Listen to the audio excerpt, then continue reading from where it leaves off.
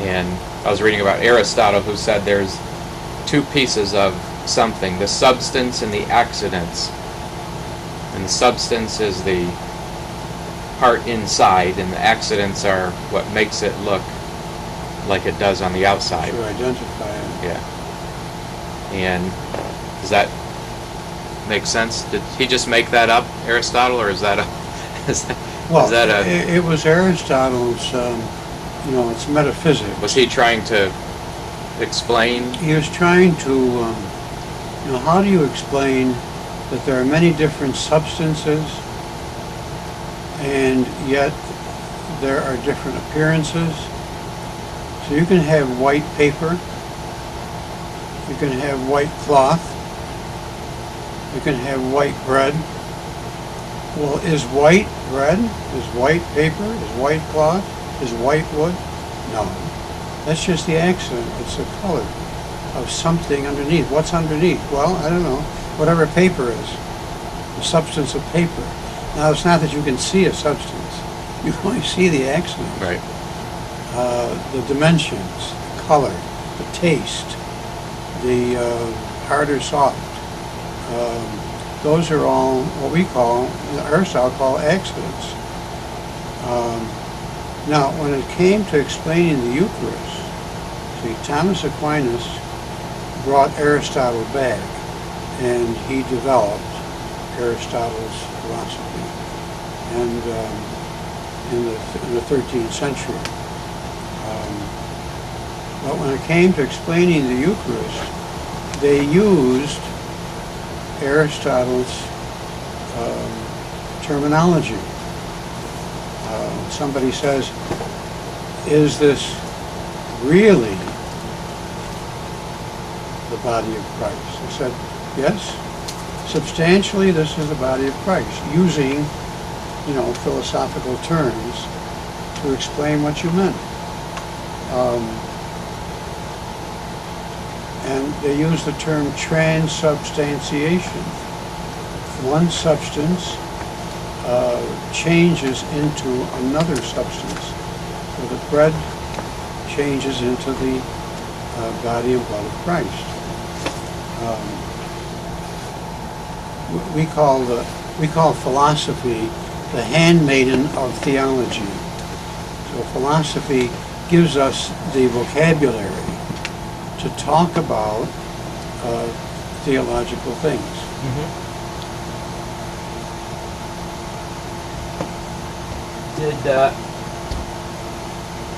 Did somebody decide? I know Jesus said, "This is my body." And then did somebody decide that the bread was going to... Well, we take it, literally. We do, yeah. This is my body. Okay. Whoever eats my flesh, John 6, is Scott. Oh, because he said yeah. He who eats my flesh and drinks my blood will have life in him. He who does not, unless you eat my flesh, drink my blood, you will not have life in you. Okay.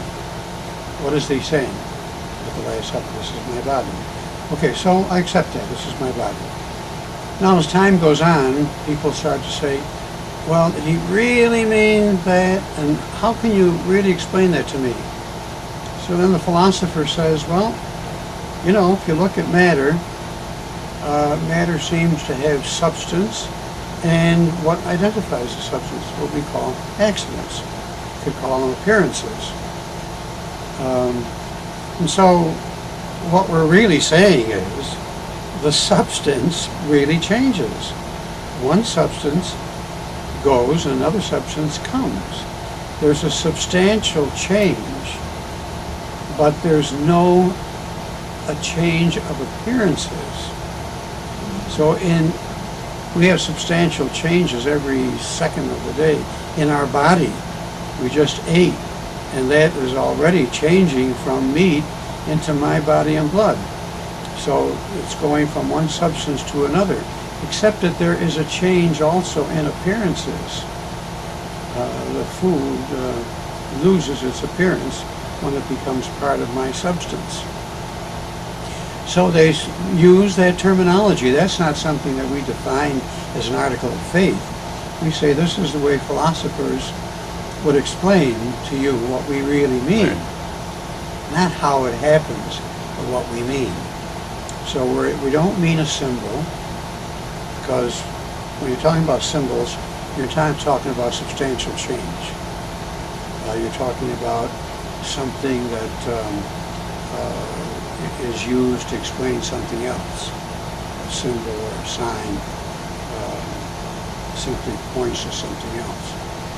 We're trying to explain that this is a real change, that's all. They can call it anything you want.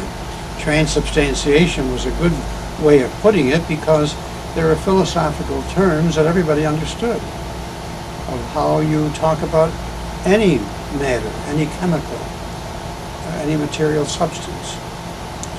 So this is what metaphysics deals with. It deals with that which is beyond the physical. So the physical you put under a microscope. You say, oh, here's oxygen, here's hydrogen, here's whatever. And you see the physical.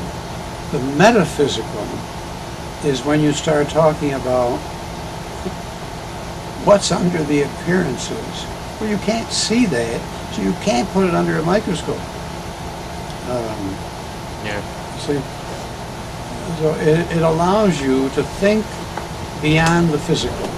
That's why we have metaphysics. And the theologians use metaphysics just simply to explain what we believe about the body and blood of Christ, about the Eucharist.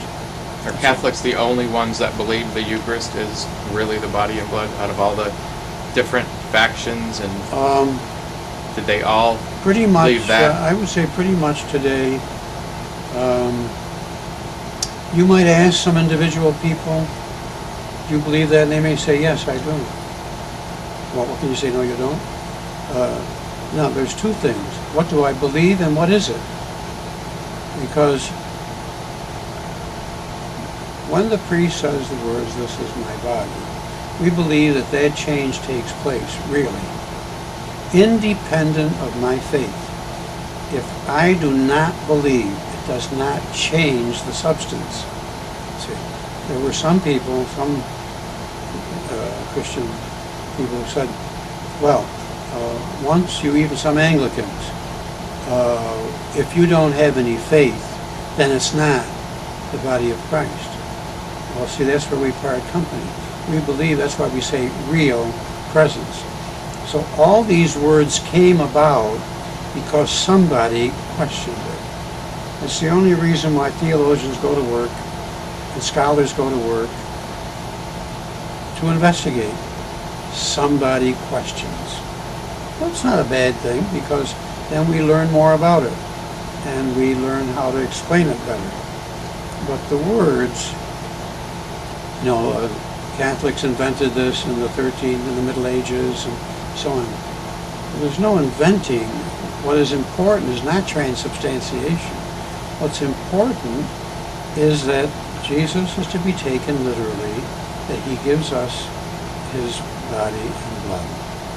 Now, in our attempt to explain it, we use philosophical terms. You don't have to accept that. You can throw that out. But we're trying to explain what we believe, that's all.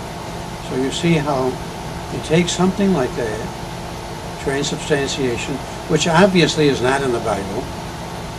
The Word. Yeah. And they don't know where it comes from, really. They don't understand metaphysics or philosophy, so the Catholics made up this word, transubstantiation. I see. No, better stick to the Bible. Well, when we stick to the Bible, you weren't satisfied that John 6 makes it very clear that this is to be taken literally. If you take it literally and you believe that, we don't have to use any philosophical terms. Right. So they came up with a reasoning reasoning process. Didn't change our belief. We didn't get our belief from that. We had a belief, and this is all pedagogy, really. How do you explain this so people will understand it? Is it